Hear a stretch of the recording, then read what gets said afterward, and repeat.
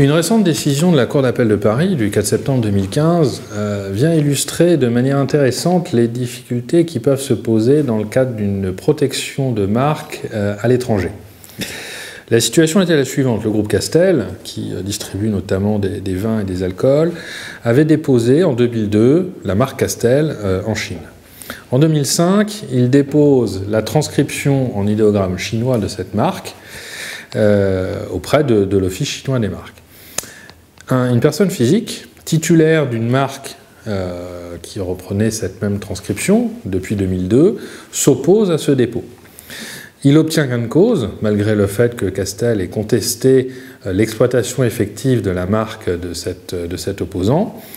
Il obtient gain de cause, mais Castel obtient le droit quand même d'utiliser cette transcription comme non commerciale.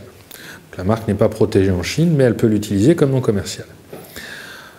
Entre-temps, Castel a déposé en France et au sein de l'Union européenne la transcription chinoise de la marque Castel à l'occasion de 3 dépôts faits en 2006 et en 2008.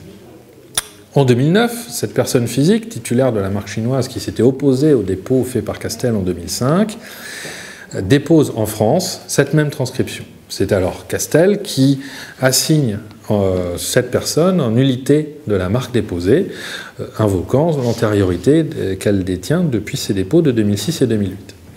La personne physique fait alors valoir que le dépôt réalisé en 2006 et en 2008 par Castel en France et au sein de l'Union européenne était un dépôt frauduleux puisque Castel avait connaissance de la titularité de cette personne en Chine et donc demande elle-même, de manière reconventionnelle, la nullité de la marque, de la transcription en idéogramme chinois de la marque Castel qui avait été faite en France.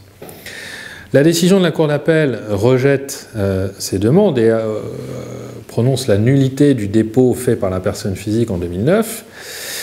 Mais cette décision est intéressante puisqu'elle vient démontrer l'intérêt lorsque l'on envisage une exploitation dans un pays étranger de déposer la marque souhaitée suffisamment tôt pour éviter de se faire opposer à ce dépôt des antériorités qui existeraient, tout en faisant ressortir la nécessité et le risque de déchéance qui peut exister.